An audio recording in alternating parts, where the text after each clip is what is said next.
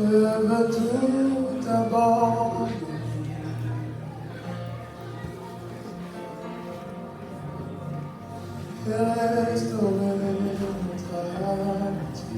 Qui a écouté hier Pasteur Béni? Qui n'a pas écouté Pasteur Béni hier?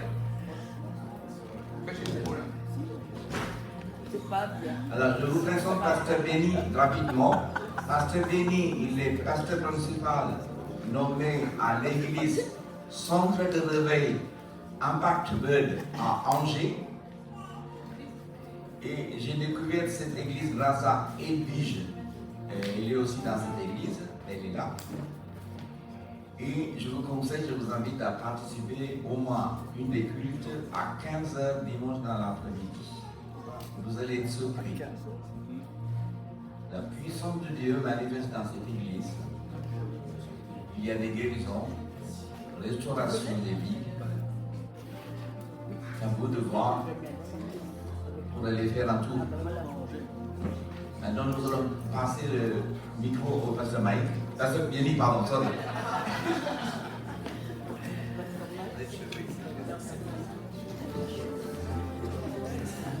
Shalom à tous, vous allez bien?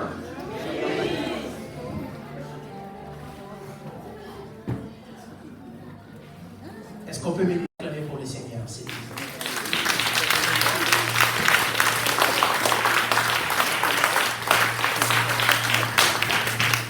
N'oublie pas, j'avais dit, communauté de jeunes, est-ce qu'un jeune peut acclamer pour les seigneurs?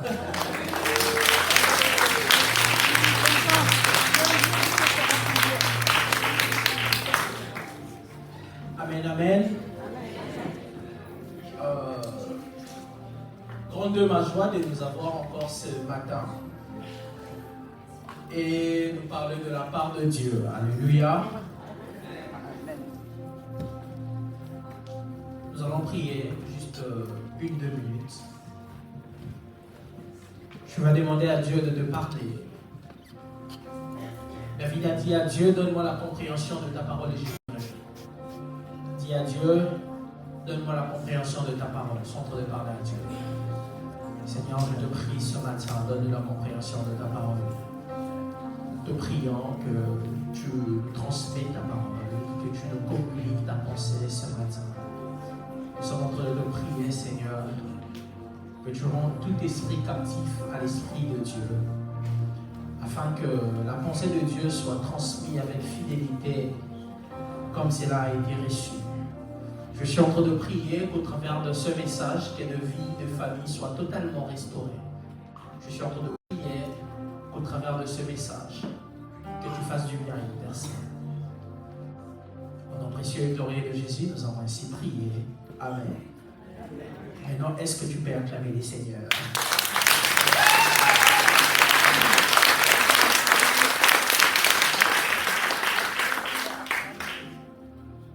Je bénis Dieu pour Logan qui nous a donné cette invitation de me tenir devant vous. Je bénis Dieu également pour les hommes de Dieu qui m'ont dévancé. J'ai vu c'était le Père Gillot, je crois.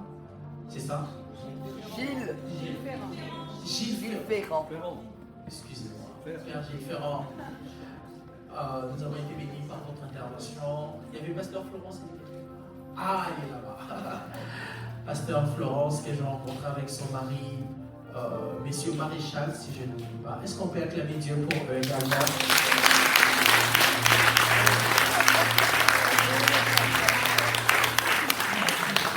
Et hier, je ne l'avais pas fait, mais je vais le faire aujourd'hui. Bon, Logan en a parlé, certainement vous l'avez remarqué, je ne suis pas venu seul. Je suis accompagné de ma charmante épouse, mon amie. Elle est là juste devant. Est-ce qu'elle peut balancer sa main en ami? Dieu pour elle.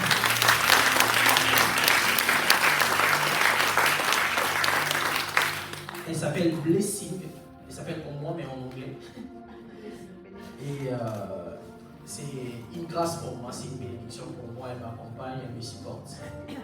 Et Je l'amène un peu partout. Hier, on était ici, je l'ai amené ensuite à Nantes parce que je devais aller intervenir également là-bas. Après Nantes, on est encore revenu ici et cet après-midi, on a culte.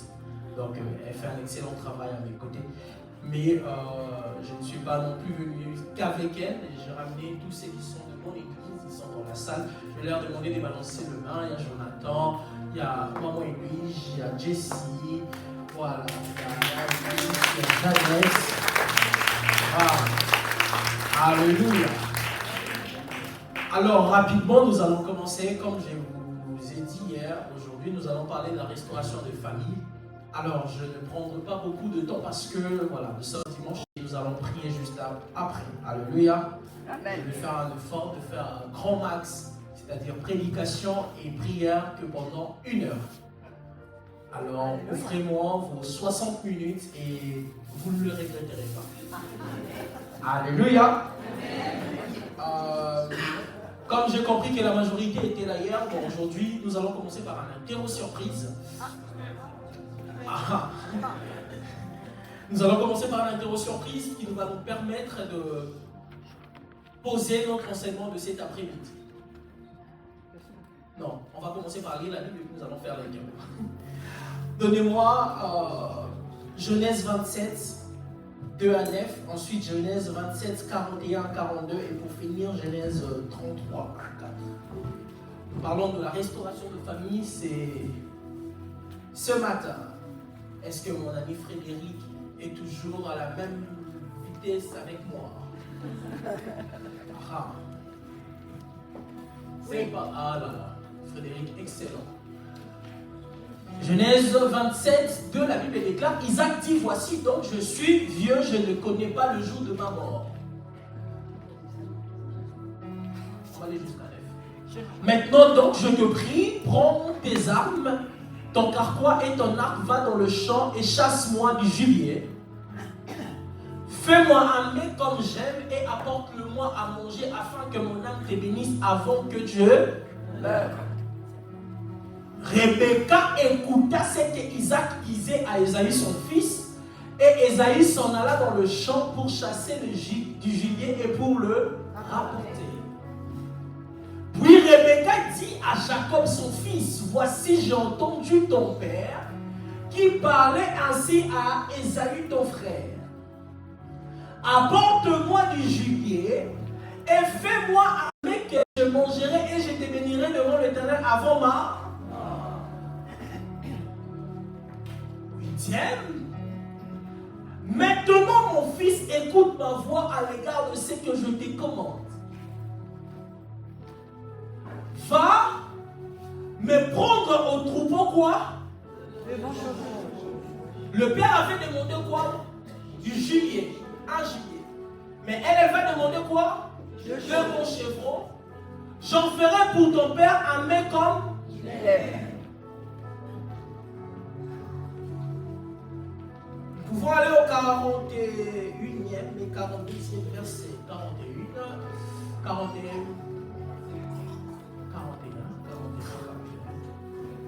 41, c'est juste après 40, avant 42.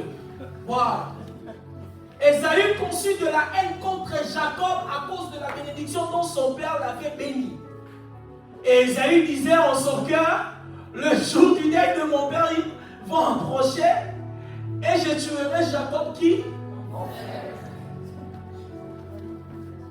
N'est-ce pas, c'est cruel? Nous sommes dans la même phrase. Quelqu'un est en train de parler de son frère et il est en train de dire, le jour où mon père va mourir, il va faire quoi? Je vais les tuer. Waouh!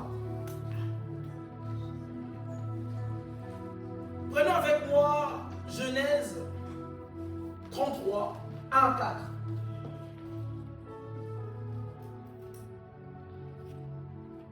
Jacob leva les yeux et regarda, et voici Ésaü arrivait avec 400 hommes. Il répartit ses enfants entre Léa, Rachel et ses 2 servantes. Au moins, s'ils vont en tuer, tu tues ceux qui seront avec un groupe, qui seront peut-être avec Léa, soit avec Rachel, soit avec l'une de mes servantes. Alléluia. Et après, ils placeront avec le servant avec leurs enfants, puis Léa avec ses enfants, et enfin Qui? Rachel avec Joseph. C'est-à-dire, vous le connaissez tous, Jacob. Cet homme, il va vouloir épouser une femme. Et la femme qu'il va vouloir épouser s'appelle Rachel. Mais son beau-père, qui s'appelle Laban, va le tourner. Il va lui donner d'abord Léa, qu'il n'aimait pas. Ensuite, il va lui donner Rachel après 14 ans. Donc, quand Jacob est en train de placer comme ça, c'est-à-dire qu'il place d'abord ce qu'il aime le moins. On commence par les servantes. Il place Léa.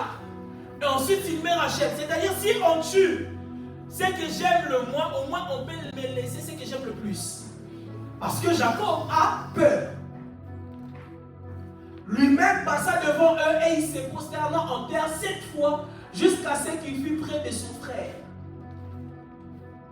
Ésaü courut à sa rencontre. Il l'embrassa, se jeta à son cou, il le baisa et il pleure. Parole du Seigneur.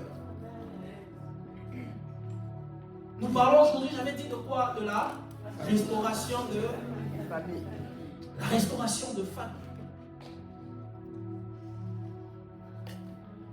Avant d'entrer dans mon thème, j'aimerais que nous fassions cet interro ensemble.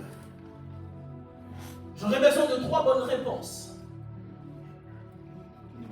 Quelqu'un dans cette salle, est-ce qu'il se souvient de combien de fois Christ a ressuscité le gens sur terre? En étant ici sur terre, Christ a ressuscité combien? Vous pouvez me donner des réponses comme ça, nous allons le prendre. Plusieurs. La première personne que Christ a ressuscité, c'est... Quelqu'un dit Lazare, c'est où? Là-bas, c'est maman Hélène, c'est ça? Ok. Maman Hélène a dit c'est Lazare. Une deuxième personne que Christ a ressuscité? Les jeunes gens, pas tous en même temps. Il y a la dame au milieu. La jeune fille, c'est comment votre prénom? Anne. Et vous avez dit c'est qui? Elle a dit la fille de Jairus. En fait, elle a donné 2 réponses, mais elle a pris 2 mots. En fait, elle a pris une partie de réponses et elle les a mélangées. Quelqu'un a compris ce qu'elle a donné? Elle a dit la fille de Naïm. Parce qu'en vrai, il y a la fille de Jairus et il y a le fils unique de la fête de Naïm. Voilà. Elle avait une bonne réponse. Est-ce qu'on peut acclamer pour Anne? Alors, dans la Bible, nous avons ces 3 résurrections que Christ a effectuées ici sur terre. La première de résurrection, il s'agit de la fille de Jairus. Vous connaissez toute cette histoire qui se trouve dans le livre de Marc 5. Christ marchant, apprenant que la fille de Jairus est malade à la maison, il y a la femme à la perte de sang qui va le toucher. Christ va dire, une force est sortie de moi jusqu'à ce qu'on va l'apprendre que la fille est décédée. Christ va aller à la maison de Jairus pour ressusciter l'enfant. Vous vous souvenez? N'est-ce pas? Ce n'est pas ma réponse, c'est la réponse de Anne. La deuxième, elle nous a dit la veuve de Naïm. Nous sommes dans le livre de Luc 7. Qu'est-ce qui va se passer? Jésus sera en train de marcher avec son équipe. Vous savez, Jésus ne marchait pas seul. Il marchait toujours avec une troupe. Alors qu'ils étaient en train de venir, il voit de l'autre côté, il y a aussi un cortège qui arrive. Une autre troupe en train de venir de l'autre côté, mais par contre, la troupe qui accompagnait Jésus avait la joie. Nous avons le Seigneur, comme tout à l'heure on a chanté, comment ne pas te louer.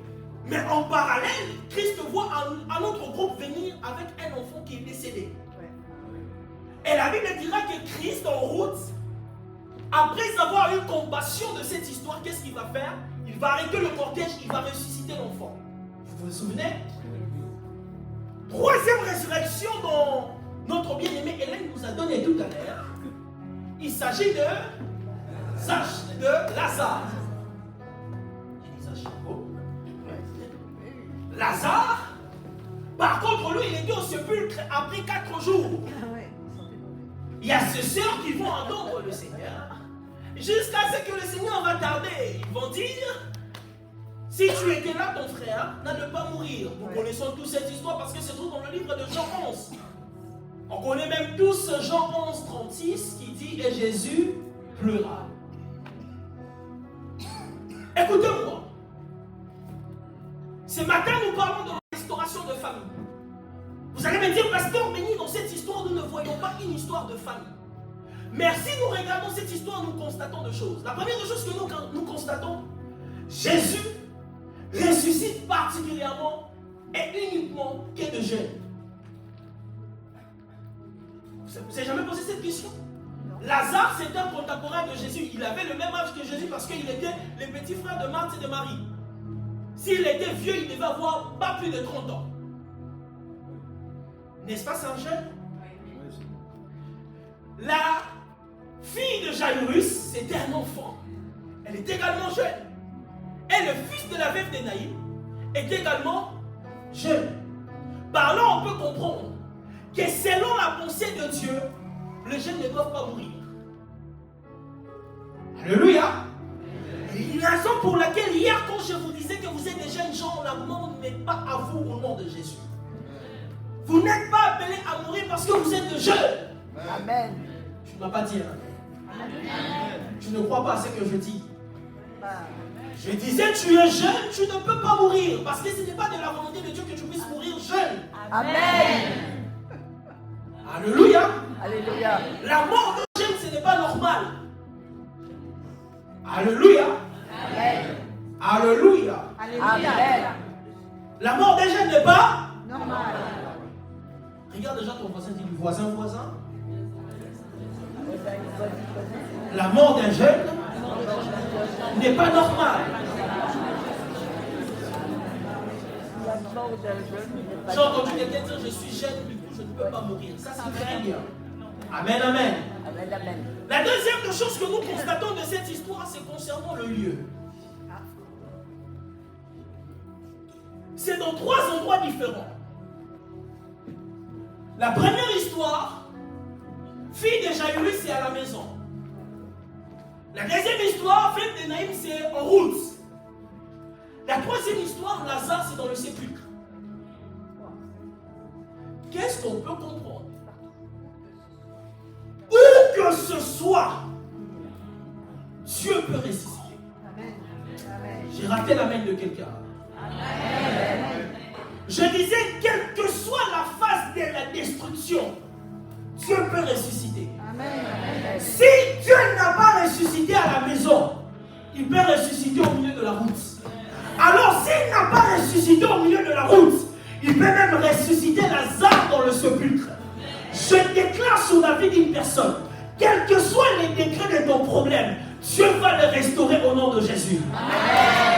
Je disais à quelqu'un ce matin, quel que soit le décret de ton problème, quel que soit le décret de problème de ta famille, Dieu va te restaurer au nom de Jésus. Christ ressuscite ces 3 jeunes.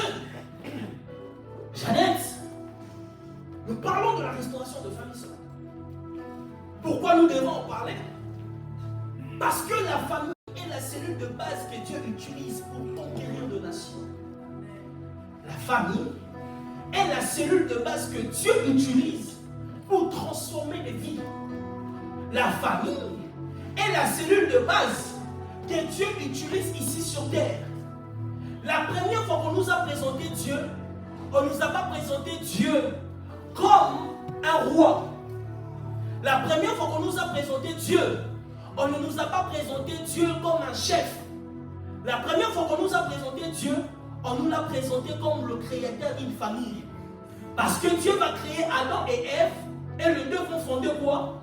Une famille. Vous allez même voir, l'histoire de la Bible, en fait, c'est l'histoire d'une famille. Tout l'Ancien Testament, c'est l'histoire d'une famille. Il s'agit de la famille de cet homme qui s'appelle Abraham, qui va quitter son père, Terach, qui va aller dans une terre que Dieu va le promettre. N'est-ce pas? Quelqu'un s'en souvient? Et cet homme aura un enfant qui s'appelle Isaac. Bon, il y en aura 2, Ismaël et Isaac. Mais nous parlons d'Isaac parce que c'est lui le fils de la promesse. Après avoir eu Isaac, Isaac aura 2 enfants. Quelqu'un se souvient? Ces 2 enfants ne seront même pas des enfants parce que dans le ventre de leur maman, la Bible dit que Dieu dira à leur maman que tu ne portes pas des enfants mais tu portes 2 nations. Au fait, Isaac aura Jacob et Ésaü. Jacob et Ésaü ne sont pas que deux enfants. Jacob et Ésaü sont des nations. Une nation est caractérisée par plusieurs choses. Je ne veux pas rentrer dedans parce que ça va nous prendre plus de temps. Mais j'aimerais faire savoir à une personne, quand tu as un enfant, ne le vois pas seulement comme un enfant. Vois-le comme une nation. Vois-le comme quelqu'un de valeureux. Alléluia. Vois-le comme quelqu'un qui sera en train de changer de choses. Vois-le comme quelqu'un qui sera en train de dominer. Ne minimisez pas vos enfants parce que ce que Dieu a mis dans vos ventres, ce ne sont pas que des enfants, ils sont aussi des nations. Quelqu'un est avec moi ce matin? Après cela, nous serons en train de voir. Isaac va avoir des nations. Et l'une des nations qu'on appelle Jacob va avoir 12 enfants. Par là, nous pouvons comprendre qu'Israël que Dieu est en train de former tire sa source de quoi? D'une famille. Donc la famille n'est pas quelque chose à négliger. N'est pas quelque chose à prendre à la légère. Le monde, le bonheur du monde ou le malheur du monde ne se résume que parce qu'une famille produite. Alléluia. La société vit ce que la famille nous envoie. Si une famille a mal éduqué son enfant va venir nous déranger. Et si une famille a bien élevé son enfant sera un bonheur pour nous. Donc il ne faut jamais minimiser une famille. La famille, c'est la cellule qui crée même la société. Nous avons l'impression que c'est l'école qui décide, mais en soi, ce n'est pas l'école. C'est la famille qui décide. Parce que même pour aller dans certaines écoles, c'est la famille qui prend ces genres de décisions. Chers frères et sœurs, mes amis, les jeunes qui sont là cet après-midi, j'aimerais vous dire, ne prenez pas la famille à la légère.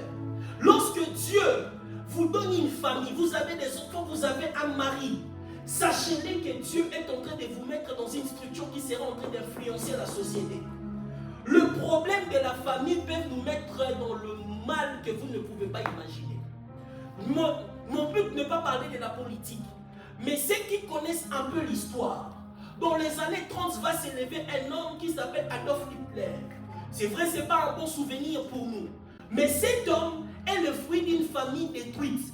Parce qu'il est l'enfant d'un père autrichien d'origine juive qui va l'abandonner, qui va abandonner sa maman. Et cette souffrance-là, il va la porter toute sa vie. Et c'est pour cela qu'il va se venger pour faire du mal au monde. Vous voyez une famille qui a échoué, qui va produire un enfant qui viendra détruire le monde. Quelqu'un m'entend? Donc ne prends pas à la légère la responsabilité que tu as quand tu es une famille. La cellule familiale, c'est la cellule que Dieu s'est choisie pour influencer la société. Les hommes que nous avons qui sont en train de diriger la société aujourd'hui, ce sont le fruit d'une famille. Qui n'est pas né d'un père et d'une mère ici? Nous venons tous d'une famille. Alléluia. Et tous nous sortons d'une famille. Raison pour laquelle la restauration, une famille détruite ne met pas Dieu à l'aise. Quand Dieu voit une famille détruite, Dieu se lève pour que cette famille soit totalement restaurée. Quelqu'un est avec moi? Amen. Dans la famille, l'expression qui devait régner, ça devait être l'amour. Malheureusement, ce n'est pas totalement le cas. Nous sommes dans le livre de Genèse, nous voyons une dame tombée enceinte de deux enfants qui sont de jumeaux. Ces enfants vont venir sur terre. Et bizarrement, le jour où le père voudra mourir, il sait que je vais mourir dans pas longtemps. Qu'est-ce qu'il va dire? Il va demander au plus âgé, ramène-moi un gibier pour que je te bénisse. Le père sait qu'il va mourir. Il a dit, je te donne la bénédiction en contrepartie du gibier. Le fils ira chercher le gibier, mais sa maman va tourner la chose. Il va lui dire au fils qui était cadet, ton père a demandé à ton frère de ramener le gibier, mais moi je ne te demande pas d'aller me chercher le gibier. Va me prendre des chevrons, je vais les faire. Et lorsque le fils présente à son père le bénit. Nous étions en train de lire tout à l'heure, quand le fils aîné est revenu, qui s'appelle Ésaü, la Bible nous montre qu'il était furax. Il était énervé. Il y a une version même qui dit Ésaü a crié quand il a appris que son frère a volé la bénédiction. Ésaü, c'est un peu comme nous. Des fois, nous rencontrons des situations qui nous mettent dans l'énervement qu'on ne peut pas imaginer. On vous voit ici calme, mais quand vous êtes énervé, personne ne vous reconnaît. On vous voit ici en train de m'écouter. Mais quand vous êtes énervé, personne ne peut savoir que c'est toujours le même Frédéric que nous connaissons qui est devant son ordinateur. Moi, j'ai vu une personne d'une petite taille comme Jeannette, 1m60. Énervé, il atteint le 2 mètres. Quand on est énervé, on n'arrive plus à nous connaître. C'est un peu comme l'histoire de cet homme. Ésaü, lorsqu'il le rentrait, furax. La Bible dit, ce qui me dérange dans cette histoire, ce n'est pas une personne externe qui vient d'apprendre à Jacob qu'Ésaü veut le tuer. C'est sa propre mère. En fait, on a dit, Ésaü s'est décidé de faire du mal à son frère. Sa maman va l'apprendre. Et sa maman va dire à son fils Jacob, fuis chez ton oncle Laban, parce que ton frère te cherche pour te faire du mal. J'ai des mamans ici dans la salle. Figurez-vous, vos 2 enfants, vos uniques 2 enfants. Je ne parle pas seulement de 2 enfants, je parle de jumeaux. Les enfants qui sont nés peut-être le même jour. Vous voyez, ils se cherchent à se faire du mal. Quel serait votre sentiment? Quel serait votre état avec votre cœur du mère?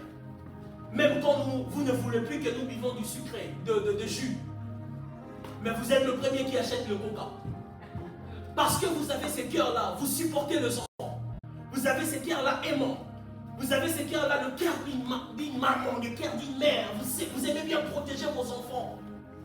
Même quand vous ne voulez plus que nous puissions sortir, vous êtes le premier à nous donner l'argent pour qu'on sorte avec les amis. Maintenant, vous apprenez que vos 2 enfants qui sont jumeaux veulent se faire du mal.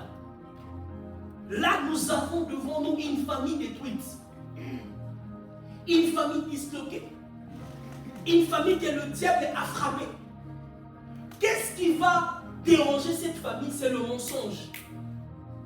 L'un des plus grands problèmes de nos familles. Le mensonge a fragilisé cette famille. Le mensonge les a mis par terre, à genoux. Une famille qui pouvait être unie. Si j'avais beaucoup de temps, j'allais nous montrer la source de tous ces problèmes. Ça ne commence pas à eux. Même Ismaël et Isaac, ils n'ont jamais été unis. Dans leur histoire, encore, ce qui me rend le plus triste, la Bible déclare la seule fois où ils étaient unis, c'était le jour de la mort d'Abraham. Le père n'a jamais vu ses 2 enfants réunis. Mais la seule fois où ils se sont réunis, c'était le jour de la mort de leur père. Rentrons dans l'histoire de Jacob et Ésaü. 2 enfants qui sortent le même jour, quelques minutes de différence, mais ils se cherchent à se faire du mal. C'est ça l'image de nos familles aujourd'hui. C'est ça l'image de la société. Où nous avons un couple sur 4 chaque année qui divorce. L'INSEE dit nous marions plus de 200 000 couples l'année. Mais nous avons presque 59 000 qui va devant le juge pour arrêter la relation. De structure qui devient tellement éphémère. La structure familiale devient éphémère. Il n'y a plus l'amour, il n'y a plus la paix. Plusieurs n'appellent même plus les membres de leur famille. Plusieurs n'arrivent même plus à parler à ceux qui sont proches d'eux. Plusieurs, ils habitent dans la même maison, mais ils savent qu'ils vont divorcer, ils vont se séparer dans pas longtemps. Dans ma vie de tous les jours, dans ma vie séculière, je suis comptable. Je vois le problème d'entreprise familiale. Ils vous disent, monsieur, est-ce que vous pouvez commencer à préparer les documents pour la vente, pour la cession de l'entreprise? Nous voulons remettre le bilan. Qu'est-ce qui se passe? Nous nous sommes séparés, on ne peut pas travailler ensemble. Qu'est-ce que c'est triste de vivre ces choses? Nous sommes dans une société où la famille, qui était la cellule qui devait être unie, est tellement détruite. Nous vivons dans la génération où la moyenne des enfants de 15 ans, la société est en train de dire 49% de 15 ans ont déjà pensé une fois à fuguer de la maison. C'est ça la cellule familiale que nous avons aujourd'hui. Chers frères et sœurs, j'aimerais nous parler cet après-midi, ce matin. Nous vivons ces choses, mais sachez que ce n'est pas la volonté de Dieu. Lorsque Dieu a conçu une famille, l'idée de base, c'était pas que Caïn tue Abel. Vous vous souvenez de la prophétie que Dieu serait en train de donner à Abraham, à Adam. À quel moment Dieu a dit à Adam que des enfants vont se faire du mal? Mais pourquoi nous vivons toutes ces choses aujourd'hui? Et vous pensez que cela est normal? J'aimerais vous dire ce matin, ce n'est pas normal. Ce n'est pas de la volonté de Dieu que nous apprenons que la plupart de violences qui se passent dans la maison, de violences que les enfants rencontrent, des abus sexuels, ce n'est pas souvent dans le cadre familial. Ce n'est pas normal. Quelqu'un m'entend? Nous tous, on était touchés par l'histoire de cette jeune fille, Rihanna. Et bizarrement, on sera en train d'apprendre par des juges que la plupart des viols qui se passent en France, ça se passe dans le cellule familiale. Le cellule où l'enfant était censé être en sécurité. Le cellule où l'enfant devait être dans un cadre sûr. Mais c'est là où on a le plus de problèmes. Parce que le diable est en train d'attaquer les familles. Le diable sait que s'il veut atteindre la société, il n'a pas besoin de nous envoyer coronavirus. Il a besoin seulement de toucher la famille de quelqu'un. Le diable le sait. Que s'il affaiblit une famille, il fragilise également la société. Moi, je viens de l'Afrique. On a un auteur africain qui s'appelle Léonard Sédar Senghor. Il a dit éduquer une femme, c'est éduquer quoi? Une nation. Mais moi, je le dirais mieux qu'une femme qui éduque mal sa famille, cette femme est en train de détruire une nation. Nous comprenons que la famille est la cellule clé de la société. Le réveil que nous cherchons, ça ne commencera pas à l'église, ça commencera dans les familles. Lorsque les familles vont restaurer la vie de prière, lorsque les familles vont restaurer la méditation, lorsque à 19h, avant de suivre la télé, toute la famille réunie, ceux qui vont au travail reviennent. La mamie qui rentre à la femme, qui reste à la maison, vient à la table. Celui qui part à l'école revient. Tous réunis comme un seul homme, nous prions Dieu. Seigneur, nous remettons la vie de danger. Seigneur, nous te prions pour les âmes de ces contrées. C'est là que le réveil va revenir. Chers frères et sœurs, si le diable passe par la famille pour détruire la société, Dieu passe par la famille pour bénir la société. Amen. Amen. Alors ne normalisez pas le fait que vos enfants n'aiment plus aller à l'église. Ce n'est pas le fruit de la crise d'adolescence. Non. Moi, je suis jeune. Je me suis donné aux choses de Dieu jeune. Je ne suis pas mieux que vos enfants. Eux aussi ils peuvent servir Dieu. Eux aussi ils peuvent commencer à propager la bonne nouvelle. Nous tous ici, nous avons peur. En France, on n'arrive même plus à célébrer. L'équipe de PSG, ils ont gagné la Ligue des Champions. Le jeune sort en rue. Ils se mettent à célébrer et à la fin, qu'est-ce qu'ils font? Ils cassent. Dans vos maisons, est-ce que vous les avez appris cela? Vous voyez, le diable, il a commencé à les détacher de la prière. Il commence à les détacher de la famille. Dans nos maisons, on ne prie plus. Dans nos maisons, les enfants n'aiment plus les choses de Dieu. Dans nos enfants, les enfants disent, dans nos maisons, les enfants disent vos histoires là de l'église, on n'aime plus. Si je viendrai à l'église, ça serait peut-être le jour de la Pâque, parce qu'il y aura tout le monde. Si je viendrai à l'église, peut-être ça serait à la Pentecôte. Peut-être au culte de Noël, le 24 soir. Mais hormis cela, moi j'aime pas vos histoires. C'est vos histoires de vieux, c'est vos histoires... voilà, de l'Antiquité. Nous, ça ne nous concerne pas. Mais aujourd'hui, je viens vous dire, ça, ce n'est pas la volonté de Dieu. Ce n'est pas la volonté de Dieu. Vous êtes ici, nous sommes réunis en ce lieu. On vous regarde assis là, mais plusieurs vous connaissez ce que vous traversez dans vos cœurs. Où vos familles sont fragilisées par l'ennemi. Où vos familles sont limite détruites. Où vos familles sont limite mises par terre par le diable. Mais parce que nous ne savons pas quoi faire, nous l'acceptons. Parce que nous ne savons pas quoi faire. Aujourd'hui, nous disons c'est normal. Moi, je viens vous dire ce matin que cela n'est pas la volonté de Dieu. C'est pour cela que Dieu veut restaurer nos familles.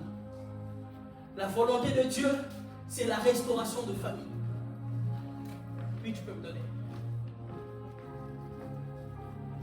Merci. La volonté de Dieu, c'est la restauration de nos familles. Dieu ne veut pas nous voir comme ça, séparés. Nous voyons dans l'histoire de cette famille, deux fils veulent se faire du mal.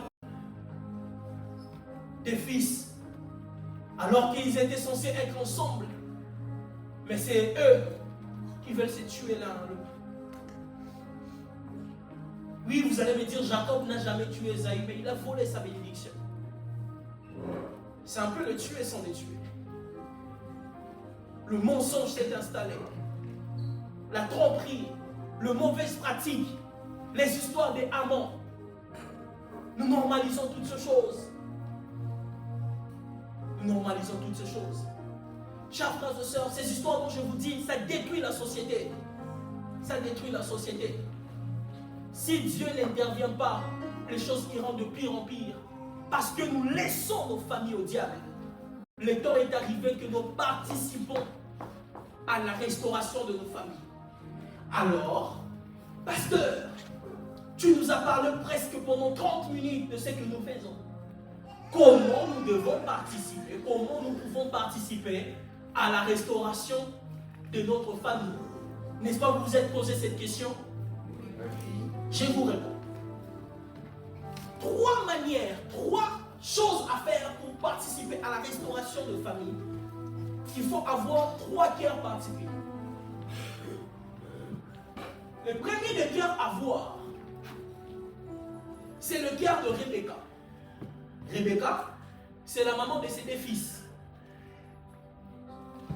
Vous allez voir avec moi que le jour où Isaac demande à son fils de l'amener le gibier, quand nous regardons cette histoire, nous tous nous croyons que c'est Rebecca qui est la cause de la séparation de la famille. Parce qu'on s'est dit que Rebecca a fait quoi? Il a choisi le fils qu'il aimait le plus, n'est-ce pas? Regarde ton voisin, dis-le à ton voisin, c'est faux. C'est faux. Ce n'est pas Rebecca. Rebecca n'a jamais fait quelque chose pour séparer la famille. Ah bon? Oui.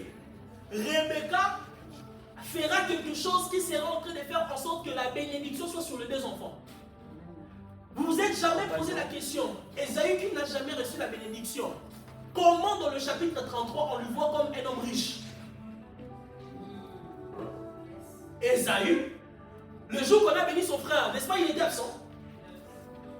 Mais comment dans le chapitre 33 on va voir Ésaü riche? Parce que Ésaü, il était absent de corps, mais son sacrifice était présent. Sa maman n'a pas donné un gibier. Elle a donné des chevrons. Vous vous souvenez? Elle avait combien d'enfants? Si elle devait donner un sacrifice seulement pour Jacob, elle allait donner un chevron. Ça, c'est le premier cœur que nous devons avoir. Le cœur du partage. Le cœur de ne pas être égoïste. La restauration commence par là. Lorsqu'on n'est pas le centre du monde, lorsqu'on ne fait pas les choses que pour nous-mêmes. La maman le savait, que si Ésaü était allé chercher le gibier, il allait prendre que pour lui-même. Si Jacob était allé préparer le gibier, il allait le faire que pour lui-même. Qu'est-ce qu'elle s'est en train de dire? Ramène-moi des gibiers, je veux préparer pour ton père comme il aime. Le père, il ne sait pas. Ses yeux étaient fatigués. La Bible déclare, il va poser ses mains. Mais le père, s'il était prophétique, il allait le comprendre. Qu'il est en train de bénir la voix de Jacob, mais il bénit le corps d'Ésaü. Quelqu'un m'entend? Il va dire, Bizarrement, c'est la voix de Jacob que j'entends, mais le corps, c'est le corps d'Ésaü. Papa Isaac, tu es en train de bénir tes deux enfants. Premier cœur à voir, c'est le cœur de Rebecca. Deuxième cœur à voir, pour la restauration de famille, c'est le cœur de Jacob. Jacob va se faire rouler pendant 14 ans chez Laban. Qu'est-ce qu'il va décider, Jacob? De retourner à la maison de son père. Malgré qu'on voulait les tuer là-bas, qu'est-ce que Jacob a fait? 180 degrés. Il retourne à la maison de son père.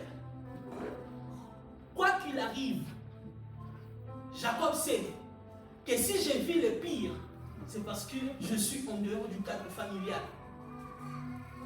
Si j'ai vu cette souffrance, c'est parce que je ne suis pas dans la maison de mon père.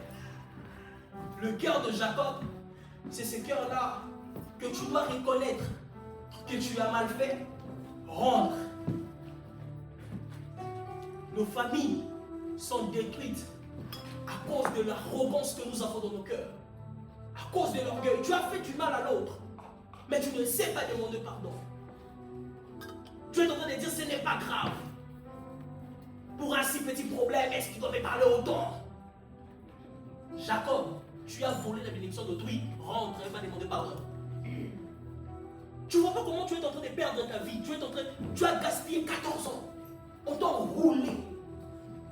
Pourquoi? Parce que tu es en dehors du cadre familial. Reconnais que je pensais que par mes propres regrets, j'allais avoir la bénédiction, mais j'ai échoué. Qu'est-ce que tu fais? Retourne à la maison de ton père, va t'excuser auprès de ton frère. Lorsque ce cœur reviendra en nous, c'est là que la cellule familiale sera restaurée. Le cœur du pardon. Et j'aimerais aussi vous dire, vous ne devez pas pardonner seulement parce qu'on vous a demandé pardon. Christ dit, si vous saluez ceux qui vous ont salué, qu'avez-vous fait de plus? Si tu dis bonjour à quelqu'un qui t'a dit bonjour, qu'est-ce que tu as fait de mieux? Parce que tu n'as que répondu à ce qu'on t'a donné. Parlons, on peut comprendre. Si tu pardonnes seulement celui qui t'a demandé pardon, il n'y a rien d'extraordinaire en fait. N'est-ce pas? Parce que c'est logique, toute personne qui demande pardon mérite qu'on lui pardonne. Mais quand tu arrives à la dimension de pardonner ceux qui ne t'ont pas demandé pardon, c'est là que tu as le cœur d'un enfant de Dieu. C'est là que tu as le fardeau pour la restauration de famille. C'est là. C'est là. Et le troisième cœur à voir, c'est le cœur d'Ésaü. La Bible déclare, sans qu'on lui demande pardon. Mettez-moi le 33e chapitre, s'il vous plaît. Le 4e verset. Quand je regarde ces textes, ça me donne envie de pleurer. Quand je regarde ces textes, ça me touche. La Bible déclare, on a regardé 7 chapitres avant, Ésaü cherchait son frère pour le tuer. Mais lorsqu'il a vu le fils de sa maman venir, la Bible dit, Ésaü a fait quoi? Couru à sa rencontre. Ils sont pressés. Il a dit, le moment que j'attendais est là. Il a sauté devant l'occasion. Il n'a pas besoin d'attendre que Jacob lui dise, mon frère, pardonne-moi de t'avoir fait cela. Ésaü lui-même s'est mis à courir. C'est le cœur que nous devons avoir. Courir. Courir pour la restauration de nos familles. Courir pour l'unité de nos familles. Courir. Pour quelqu'un qui t'a fait du mal, mon frère, t'envoie juste un message. Tu démarres la voiture, tu vas chez lui. Je viens de dire toutes ces choses derrière nous. Moi, je ne réponds pas à un message. Moi, je n'appelle pas. Je viens en présence pour te dire j'ai oublié. Je laisse ça derrière moi. Ou ton homme, ta femme t'a fait du mal. Vous êtes dans le processus de divorce. Vous voulez vous séparer. Vous venez d'entendre ce message. Il t'envoie juste un petit pardonne-moi. Je reconnais mon erreur. Tu n'as pas besoin de créer des débats. Explique-moi d'abord tout ce qui s'est passé. Non. Ésaü n'a pas fait toutes ces choses. Dès qu'il a vu son frère, il a fait quoi? Il a couru. Il a embrassé. S'est jeté dans son cou. S'est jeté dans son cou. Ils se sont mis à pleurer. Ils se sont mis à pleurer. J'aimerais qu'après ce programme, après cette retraite, qu'il y ait des familles qui étaient disloquées reviennent ensemble. Je ne servirai à rien si après ce programme, vous gardez le même problème que vous avez. Je ne servirai à rien si après ce programme, vos familles restent de la même manière qu'elles étaient. Je ne servirai à rien. Je ne servirai à rien. J'aurais passé, j'aurais dû faire autre chose si je suis venu ici et que Dieu m'a amené ici. C'est pour qu'après ce programme, là où les choses étaient bloquées, que les choses reviennent. Hier, vous m'avez vu opérer. Je prophétise par la grâce de Dieu. J'ai des témoignages de mes prophéties. Mais il n'y a aucune prophétie qui me réjouit lorsque je vois qu'une famille qui était séparée s'est réunie. Il n'y a aucune prophétie qui me réjouit lorsque je vois une personne qui avait une mauvaise vie et donne sa vie à Christ. Il n'y a aucune prophétie qui me réjouit plus que cela. Hier, j'étais à Nantes. Il y a 2 mois, j'étais à Nantes le 30 avril, je crois. Je prophétisais pour une femme. Je lui ai dit, j'ai vu Dieu te donner un enfant. Je t'ai vu tomber enceinte. Alors que hier, j'étais à Nantes, je vois la femme venir me parler à l'oreille. Pasteur, je reviendrai à Angers pour vous donner mon témoignage, mais juste vous dire que le message que vous m'avez donné s'est réalisé. J'ai béni Dieu pour ça. Gloire à Dieu pour des femmes qui tombent enceintes parce qu'on a prophétisé. Gloire à Dieu pour des vies qui vont à l'avant parce qu'on a prophétisé. Gloire à Dieu pour des ministères qui fleurissent parce qu'on a prophétisé. Mais je serai le plus heureux lorsque je vois que mon message transforme de vie. Lorsque je vois que mon message unit de famille. Aujourd'hui, nous sommes dimanche. C'est comme ça que Dieu m'a dit de te parler. Et te dire, quel que soit le degré de votre problème, quel que soit le niveau de la destruction de ta famille, le Dieu de la Bible, le Dieu que moi je prie, peut encore vous restaurer. Tu ne m'as pas dit amen. Amen. Tu ne m'as pas dit amen. Amen. J'ai l'impression que je t'ai rendu triste. Ouais. Quelqu'un dans la joie d'être dans la présence de Dieu? Amen. Je préfère vous dire des messages qui vont changer vos vies, non des messages qui vont vous faire plaisir. Quelqu'un m'entend? Acceptez ces discours. Peut-être que ça ne va pas dans votre direction, c'est pas comme ça que vous voyez des choses. Peut-être que vous ne voulez pas arranger maintenant. Tant qu'il va prendre conscience, c'est celle que peut-être vous voulez. Mais moi je vous dis ce matin que Dieu a une autre vision de ce problème, la vision de Dieu, et que vous passez de l'autre côté. Alléluia. Amen. La vision de Dieu est que la famille soit restaurée, parce que nous avons peu de temps. Nous avons peu de temps. Ces jeunes-là qui cassent dans la ville, nous devons le ramener à l'église. Nous, on n'a plus cette force-là. On n'a plus le même discours que eux. Ils ne vont pas nous comprendre. Déjà, quand ils parlent, ils disent wesh. Nous, on ne le comprend pas. Nous, on est vieux. Nous, on n'a plus cette force-là. Les gens qui peuvent transmettre ce message à eux, ce sont les petits qui sont dans nos familles, les jeunes qui sont dans nos familles. Maintenant, tant qu'il n'y a pas l'unité de la foi dans nos familles, nous ne pouvons pas conquérir une nation. Nous ne pouvons pas gagner. Trinité d'amour. Je viens vous parler cet après-midi, ce matin. Pourquoi j'ai dit après-midi? Parce que je prêche certainement l'après-midi. Et on parle ce matin pour vous dire que le Dieu de la Bible veut restaurer vos familles. Amen. Regarde ton voisin, dis-lui, voisin. Le Dieu de la Bible veut restaurer ta famille. Change de voisin. Dis à notre voisin, voisin. Le Dieu de la Bible veut restaurer ta famille. Amen. Que Dieu bénisse sa parole.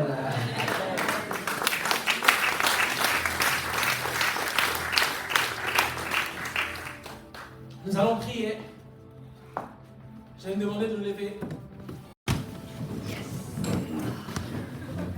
Nous allons prier.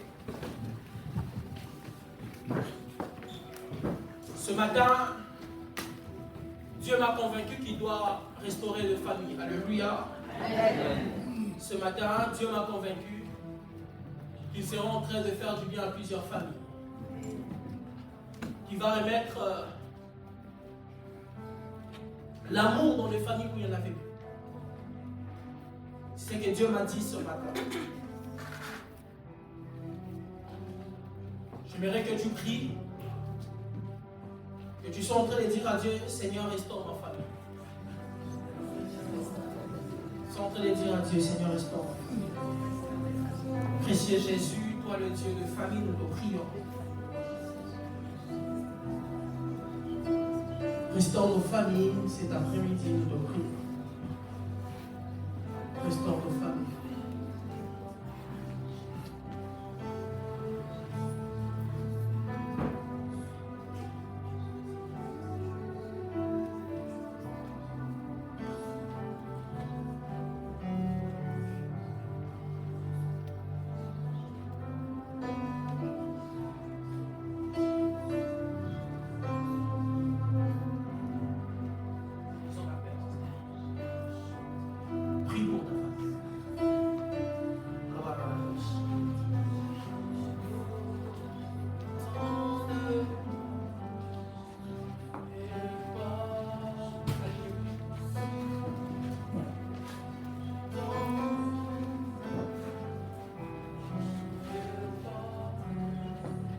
Seigneur, restaure nos familles. Restaure nos familles. Nous te prions que tu restaures nos familles, Seigneur. Que là où l'ennemi avait détruit, Seigneur, nous sommes en train de te prier. Que tu restaures au nom de Jésus. Je suis en train de prier pour nos familles. Alors que j'étais en train de préparer ces moments, Dieu m'a mené dans une vision.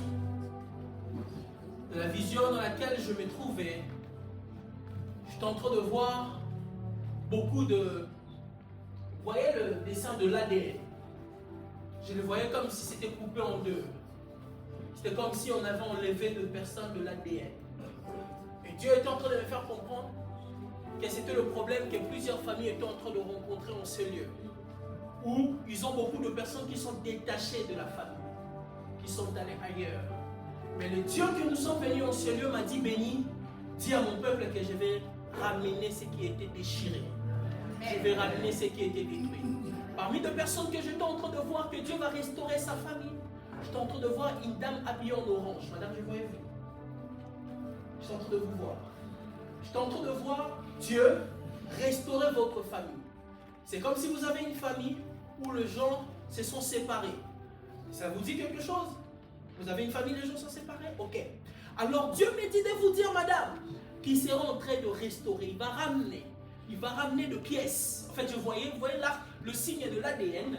J'étais en train de voir, on est en train de ramener de pièces. On ramène et la cellule familiale devient un. Alors je suis en train de prier pour vous, comme vous êtes le point de contact de votre famille en ce lieu, que Dieu qui m'a montré qu'il fasse cela. Vous m'entendez? Ne pleurez pas. Okay? Amen. Amen. Parce que Dieu m'a dit qu'il va restaurer la famille. J'ai vu une famille qui devait être grande, qui devait être puissante ici sur terre. Mais l'ennemi vous a fragilisé. L'ennemi vous a fragilisé. Je vais prier pour vous. Dieu va restaurer. Levez vos deux mains. Vous êtes. Alléluia. Vous avez mal. À l'épaule. Oh. Mais ça, on peut prier que Dieu puisse vous guérir. Vous croyez à la guérison? Vous croyez à la guérison? Qu'est-ce que vous n'arrivez pas à faire à cause de votre problème? Là, vous n'arrivez pas. Et puis, ok. C'est une capsule. Là. Ok. Seigneur de grâce, je prie au nom de Jésus que cette capsule la libère maintenant. Que cette douleur qui l'empêchait de faire de mouvement, que les anges de Dieu viennent dans son corps et la guérissent maintenant et totalement.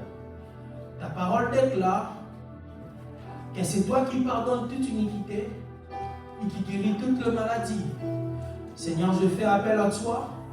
Guéris maintenant. Rekano sabekito halta bararabosh. Melegeno ayata bararabosh. Shita mata bararabosh. Au nom de Jésus, que la douleur parte. 3, 2, 1, 0.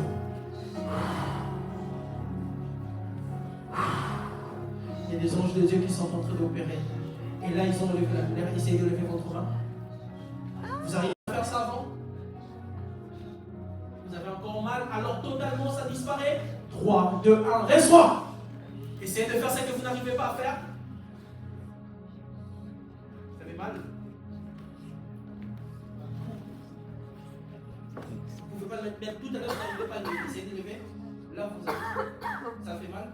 Essayez de lever.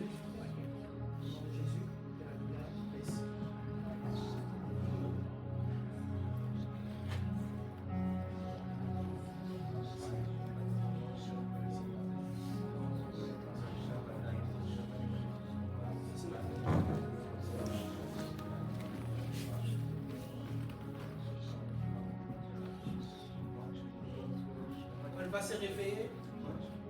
Elle n'aura plus mal. Amen. Elle va se réveiller, elle n'aura plus mal.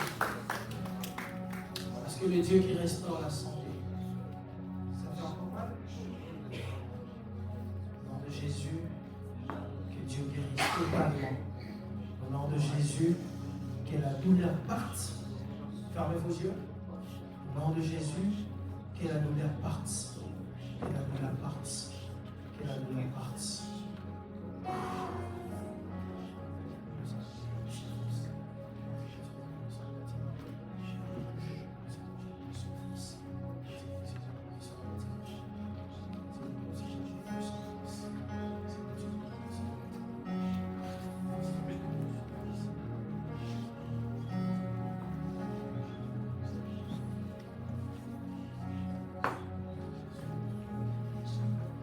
Je vais prier pour vous trois.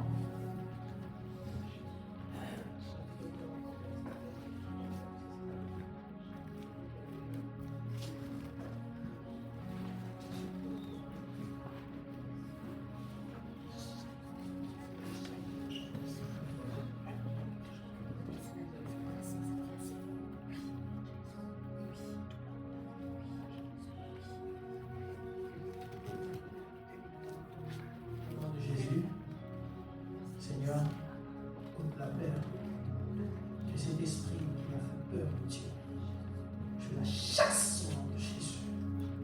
Qu'elle soit totalement libre, que la vie ne la ferait pas. Au nom de Jésus, une puissance venant en haut, c'est en train de la saisir maintenant et va enlever cette peur. Nous n'avons pas hérité un esprit de peur, mais nous avons hérité un esprit qui vient de Dieu. Je prie que soit cela, la tête aux pieds, que la paire soit ôtée, soit puissance de l'esprit. 3, 2, 1. Ici.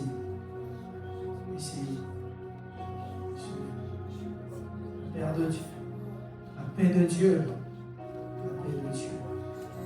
La paix de Dieu. Soit cela. Je prie au nom de Jésus. Que la force revienne. Je prie au nom de Jésus. Je prie au nom de Jésus. Je prie au nom de Jésus. Je prie au nom de Jésus. Je prie, Seigneur, que la vie de mon frère soit totalement restaurée. Au son de ma prière, ramène-le au Seigneur. On sait pourquoi tu l'as prévu qu'il soit. Au nom puissant et de Jésus, j'ai ainsi prié. Amen. Votre mari est parti. Vous ne savez pas où il est. J'ai beaucoup de cas comme ça, des gens qui ont des problèmes de famille et tout. Est-ce que vous pouvez avancer? Ceux qui ont des problèmes de famille, avancez. Mettez-vous là.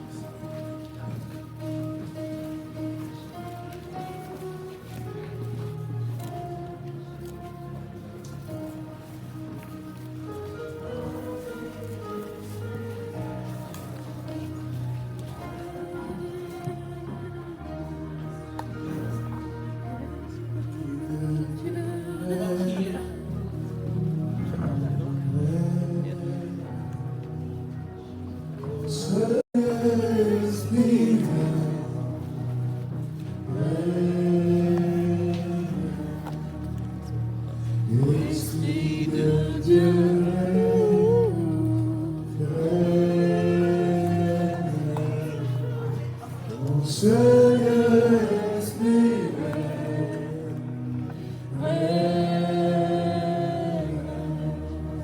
Nous allons prier.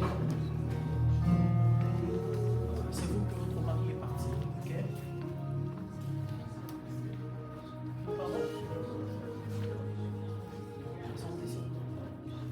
Logan, je peux le rencontrer à la fin? Oui. En entretien? On va prier. On va se mettre à genoux devant Dieu. C'est C'est pas grave. C'est pas grave. Si vous ne pouvez pas, c'est pas grave. On va faire cette prière. On va demander à Dieu pardon pour nos familles. Et puis nous allons lui demander de restaurer nos familles. Amen, amen.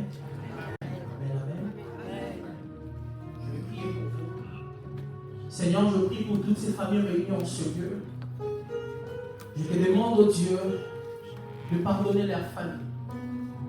Je me tiens aussi à genoux devant toi, réunis avec eux, Seigneur, comme un seul homme. Eux tous qui rencontrent des moments difficiles au niveau de leur famille. Je suis en train de prier, Seigneur, que tu pardonnes leur famille, mais que aussi tu le restaures. Je prie au nom de Jésus. Jésus, toi qui es venu pour restaurer aussi des familles. Je prie que tu passes dans la vie de tout un chacun. Tu pardonnes et tu restaures. Là où les choses allaient dans tout le sens, je vais que cela reprenne, revienne dans l'ordre. Je prie au nom de Jésus que la paix soit restaurée à nouveau. Je prie au nom de Jésus que la joie revienne. Je prie au nom de Jésus.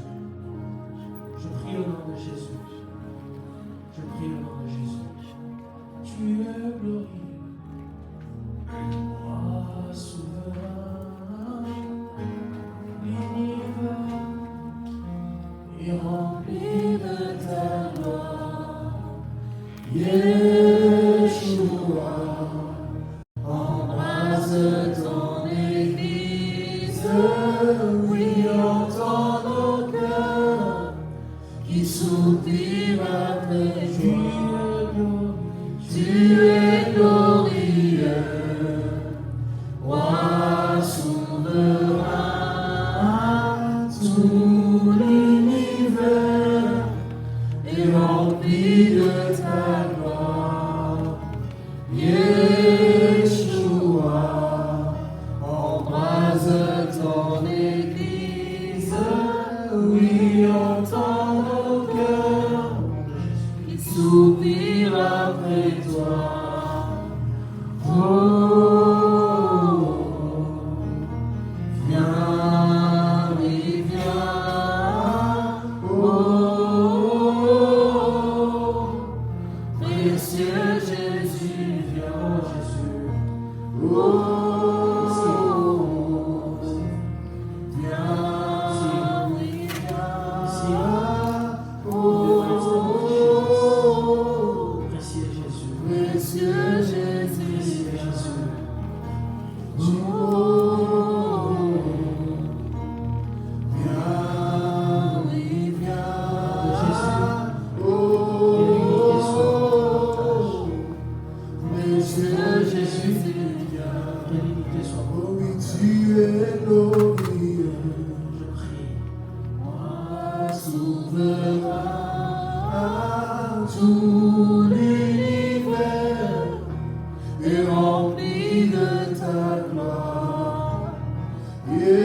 Yeshua, embrase ton Église, oui, entends nos cœurs qui soupirent après toi. Je prie pour vous ce matin, au nom de Jésus, que Dieu restaure vos vies ainsi que vos familles. Que la cellule familiale soit le chemin par lequel Dieu va passer pour changer notre société. Amen. Nous allons fermer nos yeux. Je vais demander au frère Jonathan de prier. Prie pour eux tous. Si tu tu reçois un message également, tu seras en train de déclarer que ton Dieu impacte le monde. Amen. Je vais prier. Seigneur Jésus, je te recommande et je prie pour ce peuple. Ce peuple qui se tient devant de toi ce midi. La prière est le vœu de mon cœur. C'est que tu sois en train de restaurer les familles. Je suis en train de prier pour les cœurs. Que tu redonnes la paix dans les cœurs. Que tu redonnes la paix dans les cœurs. Je suis en train de prier que tu donnes la capacité à certaines personnes de pardonner. Je suis en train de prier que tu nous donnes la capacité de pardonner. Je prie que là où le cœur était lourd, là où le cœur était envahi par l'amertume, par la haine, par la colère, je suis en train de prier, mon Dieu, que tu sois en train de redonner la paix et la joie. Qu'en sortant de ce lieu, que le cœur de quelqu'un devienne léger au nom de Jésus. Qu'en sortant de ce lieu, que les familles retrouvent l'unité au nom de Jésus. Qu'en sortant de ce lieu, que les familles retrouvent la cohésion au nom de Jésus. Ta parole est en train de dire qu'il est doux et agréable pour les frères et sœurs de demeurer ensemble. Et c'est dans ce climat, oh mon Dieu, que tu déverses ta bénédiction. Je suis en train de prier, Seigneur, afin que, après ces lieux, que l'unité revienne, que la joie revienne. Je suis en train de prier pour une femme qui est en train de prier pour ses enfants qui est en train de s'égarer. Je suis en train de prier que le Seigneur puisse les ramener au nom de Jésus. Je suis en train de prier pour toi qui avais un souci par rapport avec tes enfants. Je suis en train de prier que le Seigneur soit en train de ramener cela à l'ordre au nom de Jésus. Je suis en train de prier qu'après ce temps, que quelque chose de différent se passe. Que le Seigneur soit en train de restaurer les familles. Que le Seigneur soit en train de restaurer la joie. Que le Seigneur soit en train de restaurer la paix.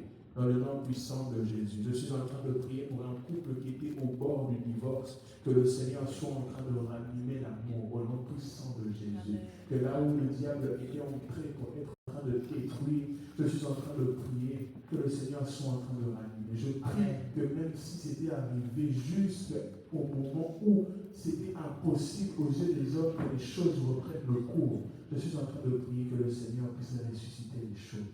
Au nom de Jésus, que le cœur de quelqu'un soit léger. C'est dans le nom puissant et précieux de Jésus que j'ai prié. Amen. Est-ce qu'on peut s'élever? On appelle pour le Seigneur, on se force. Quand Dieu est dans aussi que moi, je vois la foi. Seigneur Jésus, je te bénis. Comment ne pas te louer? Seigneur Jésus, quand je regarde autour de moi, je vois ta gloire. Seigneur Jésus, je te bénis. Comment ne pas te louer? Seigneur Jésus, comment ne pas te louer? Comment ne pas te louer? Comment ne pas te louer? Seigneur Jésus, comment ne pas te louer?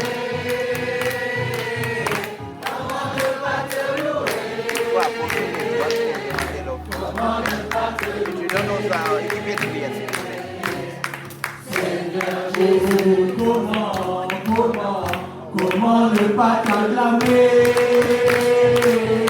Comment ne pas t'acclamer?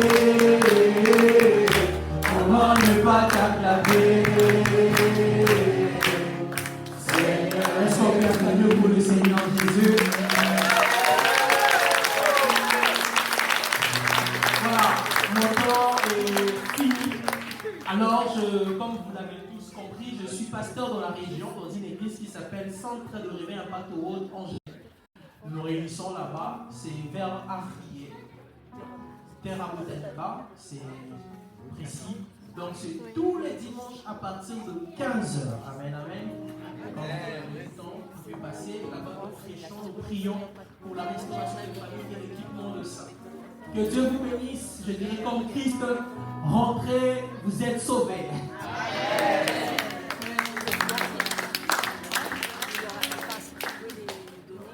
Avec va acclamer le Seigneur pour le pasteur Félix et son ministère.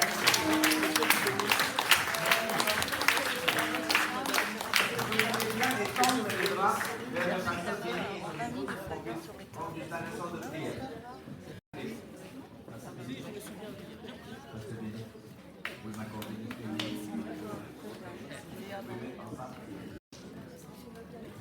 Nous allons prier pour pasteur Félix et son ministère, afin que vraiment Dieu continue son œuvre par la puissance du Saint-Esprit, par des miracles, des guérisons, des prodiges, ainsi que restauration de toutes les familles qu'ils vont visiter et rencontrer et recevoir.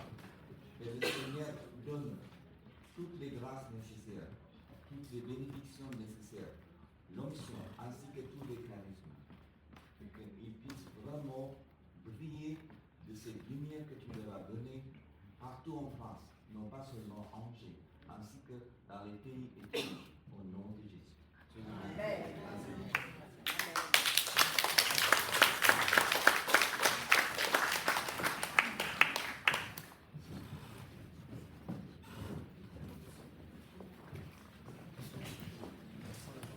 Et alors, je vais juste vous dire qu'à tout à l'heure, nous avons commencé par erreur, nous avons commencé une demande d'offrande et on a compris que c'était un peu mal passé. Je suis vraiment désolé pour vous dire. La première chose, nous avons un coût pour organiser cette session. Vous êtes moins nombreux, ça je comprends. Mais je ne veux pas que quelqu'un fasse une offrande en évitant le repas qu'ils prennent que midi ou soir. Gardez votre argent si vous n'avez pas assez d'argent pour vous nourrir. Je ne veux pas, ni le Seigneur, ni moi, ni notre équipe souhaite cela. Premier.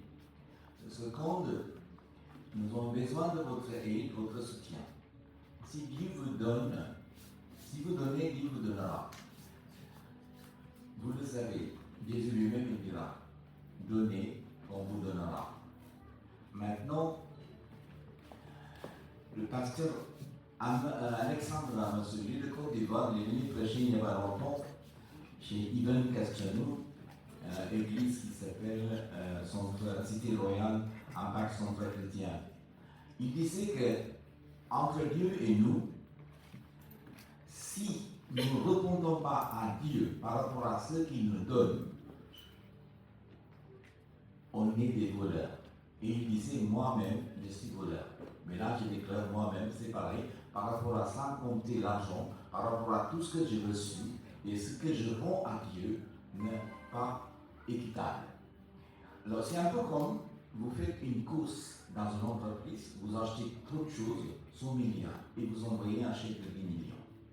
C'est exactement la même chose, mais c'est beaucoup plus que ça. C'est que, parce qu'Alexandre Ramassouli, et à Côte d'Ivoire, il y a une église importante, universelle, qui disait ça. Il est considéré comme évêque. Il a tout à fait raison. Maintenant, je sais que tout ce que vous avez reçu n'a pas de valeur. C'est immense. Et on ne peut pas compter la valeur de tout ce que vous recevez. Vous ne pouvez pas recevoir dans le monde quelque chose comme ça, ni dans d'autres religions, que ce soit le bouddhisme ou l'hindouisme, ou n'importe. Mais non, c'est Dieu. Seul et unique, lui est capable de vous donner, de vous guérir, vous sauver, vous purifier, vous sanctifier. C'est Dieu de Jésus-Christ. Personne d'autre par son esprit qui peut faire cette action. Je vous demande de partager le maximum possible afin qu'on puisse avoir assez d'argent pour la session suivante. Voilà, nous allons faire une demande d'offrande maintenant. Vous êtes partant? Merci beaucoup.